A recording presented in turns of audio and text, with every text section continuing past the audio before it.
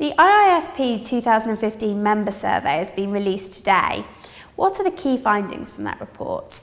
We studied a number of areas within the membership survey around how we as an institute were doing and what members wanted from us. But we also tried to cover some of the industry trends and perceptions and the things that businesses are having to deal with in the security world. And some of the data that came back from that was quite revealing.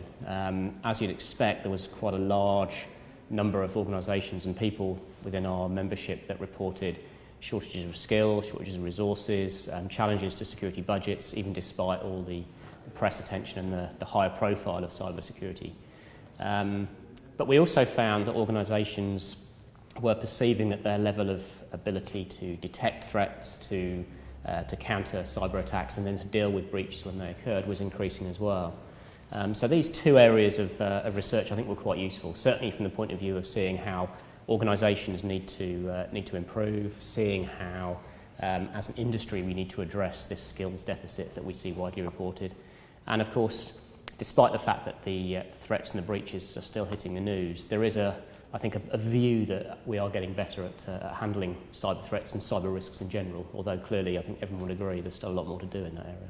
So what exactly do the members want from the Institute? Well, I think from the Institute, one of the key areas that we're looking at improving our offering to members, if you like, and to our corporate members too, is around building up that pool of skills, that pool of resources, that assurance in the people that are out there in this industry. Much as with CREST, IISP is focused on professionalism, on standards, on skills, and on giving people a career path, if you like, so that you can attract people in at the lower end, either as graduates from universities or people that have come into security from different walks of life, and then give them a route, if you like, a professionalism set of standards they can follow through their career.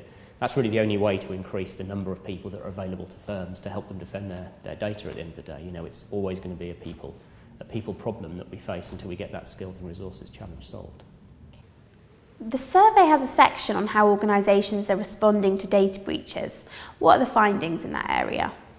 Well, it's interesting. I think despite the number of breaches that you see in the news, most, or at least a significant proportion of organisations that we covered within the survey felt they were getting better, more aware, better able to respond, more aware of, if you like, the time pressures that occur when you have a cyber breach.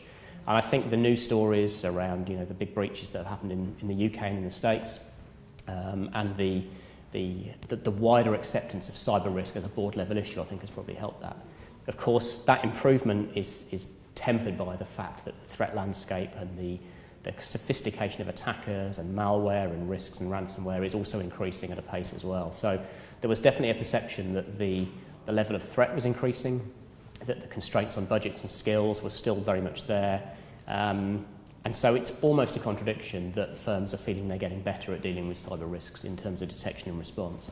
Of course, the reality is that there are probably, if you look at the breakdown of the data, two camps. There are the people that have got investment in security, where the board do get it, where they've got a team that are able and capable of dealing with both the threat landscape changing and their own business. They will be getting better at cyber response and cyber risk management. And then you have the organisations where budgets are still tight, where they don't have the team in place. They may not have the service providers or the technologies they need, and obviously in those situations they are going to be struggling to keep up with a threat that is, you know, that is both innovating and scaling itself up to carry out more audacious types of organised crime, ransomware we've seen on the rise, data breaches for various motivations, whether it's personal data for fraud, healthcare data in the US for reasons at this stage, you know, often unknown. Or in the case of OPM in the US, you know, that was clearly a high-level government data set stolen probably by a high-level government adversary. You know, we may never know, but you know, who else is going to want that kind of level of federal information? So you are, as a firm, up against a very well-funded, well-motivated, well-equipped adversary, and you know, no matter how much budget you spend on security, you probably will still see that asymmetry in the attacker-defender landscape. What's the most interesting thing that you've heard at the conference today? Well, I think you know, certainly within the conference, you know, the fact we have the CREST community, the more technical end of the penetration testing and incident response community, and the IISP, which of course has got a spread across risk management disciplines at a higher level as well. The the interaction of those two communities, I think, is the thing that I always find most interesting at this event, because the very technical end of the industry and the very besuited end, if you like, probably don't mix as much as they should do. And this event is one of the few where I think they do get put into the same room. There are several areas, I think, of technology that are interesting. There's a lot of organisations, not just at the conference today, but in general, talking about things like machine learning and automation and how you optimise that cyber response picture.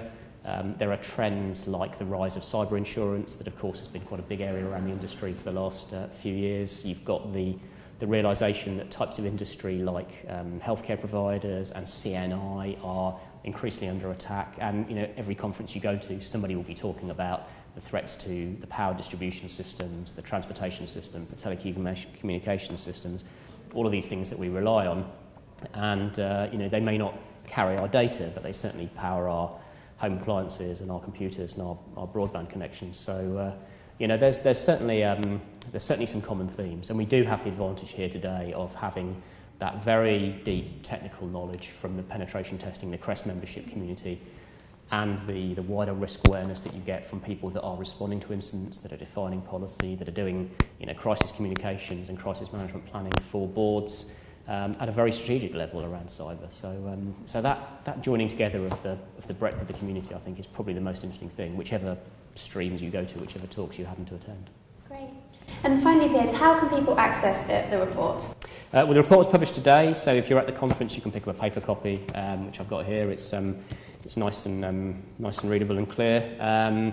We can also we're also making available on the web a version. I mean, the member survey in terms of the industry findings, that's information that we want to make as widely known as we can do. Certainly, if you're trying to get budget for recruitment, budget for improving your technology spend, there are figures in here which might help you make that case. So it's in all of our interest to see what the IISP membership has said and use that as much as possible to help direct either investment decisions or risk decisions or security strategy within the business, because I think knowing that the threat is increasing and the skills are scarce, maybe that's exactly the thing you need to convince your board that you need to do whatever it is your business case outlines.